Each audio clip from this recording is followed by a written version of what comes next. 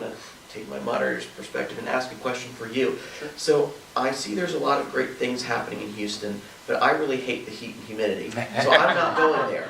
So for someone like me who thinks Atlanta is way too hot, and that would be the warmest I'm ever going to get, and I might want to move further north than that, what are the 3 things you see? Because I noticed Dallas and Atlanta and, you know, some of the other cities that are traditionally considered, you know, limited restrictions, no urban growth boundaries, were on that chart, but Houston seemed to be far and away the winner. Why? What are the 3 factors?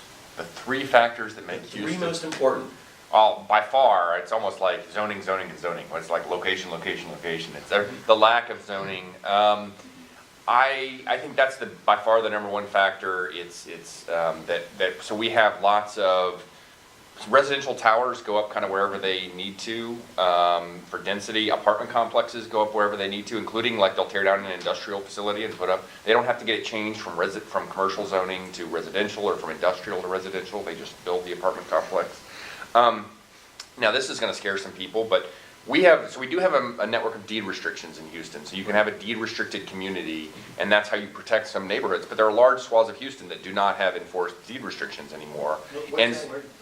Deed, as in like the property deed. So it's a contract when you buy the house, covenant, right? It's a covenant for what you can do with it. And in the areas of Houston that do not have deed restrictions, the developers have torn down small, old, single-family homes and put 3 townhomes on the same lot. And because that actually creates more housing, more density, and more affordable housing, because that'll be like a $300,000 townhome.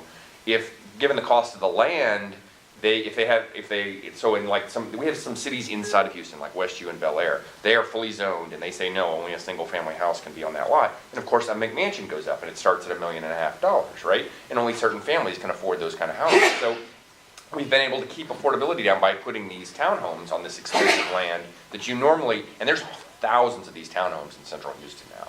You won't see it in any other city in the country because all zoned cities will not allow you to put 3 townhomes on a lot where there used to be 1 single family. Now there's some protections. Neighborhoods can opt in and say no minimum, they can create minimum lot sizes, they can do some setback things, but they have to opt in and they have to hit, I think 60-70% kind of opting in to enforce it, and it's by block face, so it's a very small granularity. 75%. 75%, there you go. So, you know, I think, you know, in some neighborhoods have tried to do it and they have been successful. Other neighborhoods, the owners look at it and say, my land is more valuable if it can become townhomes than if it can't. So they don't want to do it. Really, that's the major driver in Houston. I would also say investing in freeways and good mobility has been important too. We're building our 3rd ring road now, which will be 180 miles, the Grand Parkway. We've got Beltway 8 and we've got 610, and some people even count the little loop around downtown as a loop too. Well, up in Seattle, we're just short, so that was that light rail you put in there. Just added to the mobility and, you know, little development along, didn't that help a lot? Very little development along the light rail line. Oh, wow. Yeah, I had a question for Scott. I like